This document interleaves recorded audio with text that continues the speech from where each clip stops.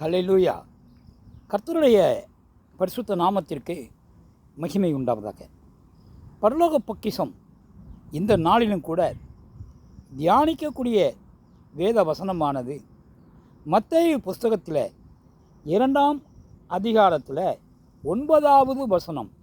ராஜா சொன்னதை அவர்கள் கேட்டு போகையில், இதோ அவர்கள் கிழக்கிலே கண்ட நட்சத்திரம் பிள்ளை இருந்த ஸ்தலத்திற்கு மேல் வந்து நிற்கும் வரை அவர்களுக்கு முன் சென்றது.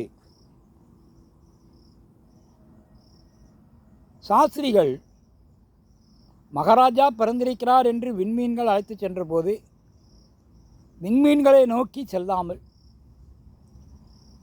மகாராஜா பிறந்திருக்கிற அரண்மனையாகத்தான் இருக்கும் என்று ஏரோது ராஜா அரண்மனைக்கு சென்றதினால்தான் ஏரோது ராஜாவுக்கு யூதர்களுக்கு ஒரு வித்தியாசமான அதிசயமான மேசியா பிறந்திருக்கிறார் என்பதை உணர்ந்து அவர் ஏதோ தனக்கு விரோதமாக வந்துவிட்டார் என்று நினைத்து அங்கே சாத்தான் அவருக்குள்ளே புகுந்தது.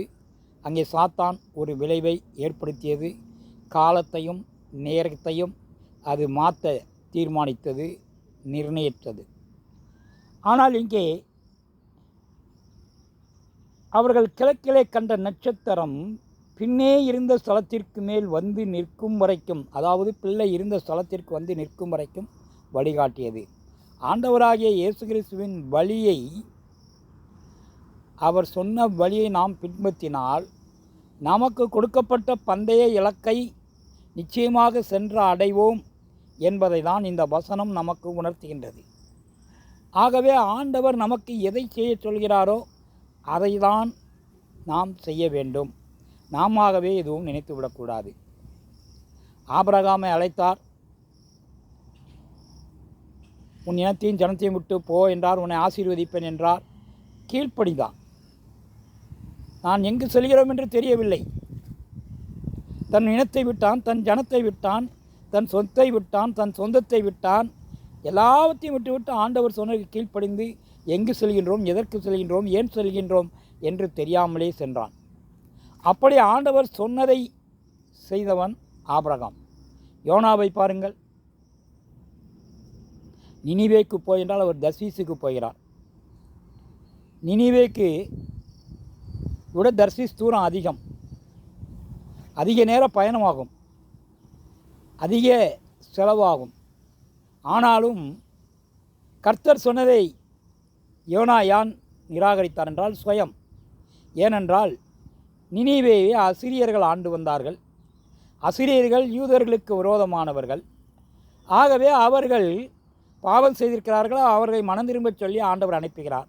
அவர்கள் மனம் திரும்ப வேண்டாம், அவர்கள் அழியட்டும், அவர்கள் இருந்தால் யூதர்களுக்குத்தான் தொந்தரவு, நமக்குத்தான் தொந்தரவு என்று யோனா சுயமாக நினைத்ததினால்தான் தர்சீசுக்கு சென்றான். ஆனால் ஆண்டவர் அந்த அசிரியர்களை மனம் திரும்ப வைத்தார் அல்லவா? அவர்கள் மீது மனம் இறங்கினார் அல்லவா? ஆகவே பந்தய பொருள் இலக்கு என்ன ஆண்டவர் ஓடச் சொல்கிறார், நாம் அதை நோக்கி ஓட வேண்டும். இப்பொழுது யோனாவுக்காக கடல் கொந்தளிப்பு, புயல் காற்று, ஒரு பெரிய மீன், ஒரு ஆமணக்கு செடி, ஒரு பூச்சி, இப்படி பல வகைகளை உண்டாக்க வேண்டியதாயிற்று. ஆகவே கர்த்தர் சொன்னதை நாம் செய்ய வேண்டும் என்பதை தான் இந்த வசனம் இன்றைக்கு வெளிப்படுத்தியது. அது மாத்திரமல்ல, சவுல் எதிரியாகத்தான் இருந்தான். கர்த்தர் எதிரி மீது மனமிறங்கினார். அவனை மனம் மாற்றினார், மனம் திரும்பச் செய்தார். அனனியாவை போய் பார் என்று சொன்னார். அனனியா இவனுக்கா என்றார். ஆனாலும் கர்த்தர் என்ன நினைத்தாரோ அதை செய்ய திட்டமிட்டார். அதை நடத்தி காட்டினார். சவுலை பவுலாக்கினார். புறஜாதிகளுக்கு சுவிசேஷம் அறிவிக்கப்பட்டது. ஆகவே நம்முடைய சுயம் தேவனுடைய வழியிலே இருக்கக்கூடாது. நம்முடைய வழி தேவனுடைய வழி அல்ல. தேவனுடைய வழிதான் நம்முடைய வழி.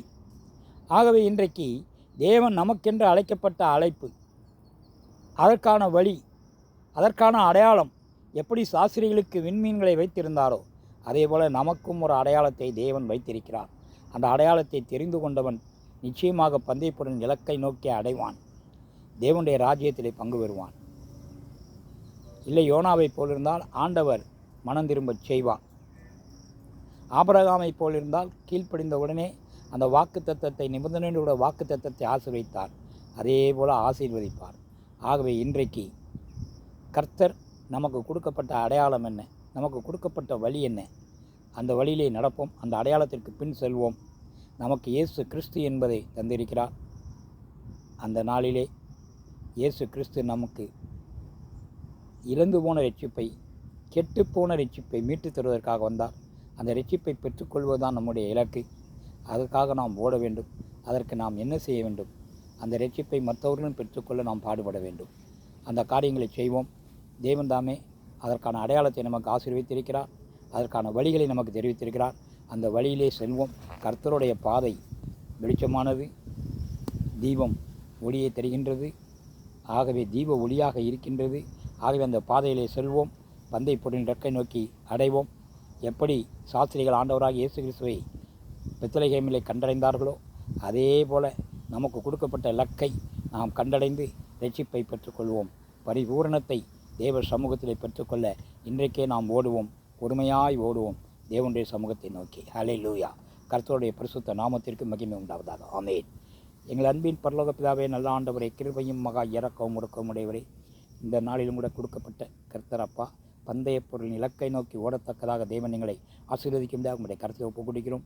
தேவன் தாமே நீர் கிருபை பாராட்டும், வழி நடத்தும், எல்லா காரியங்களையும் பொருட்படுத்திக் கொள்ளும். துதிகன மகிமையா உமக்கே செலுத்துகிறோம் நல்ல பிதாவே. ஆமென். ஹல்லேலூயா. ஸ்தோத்திரம்.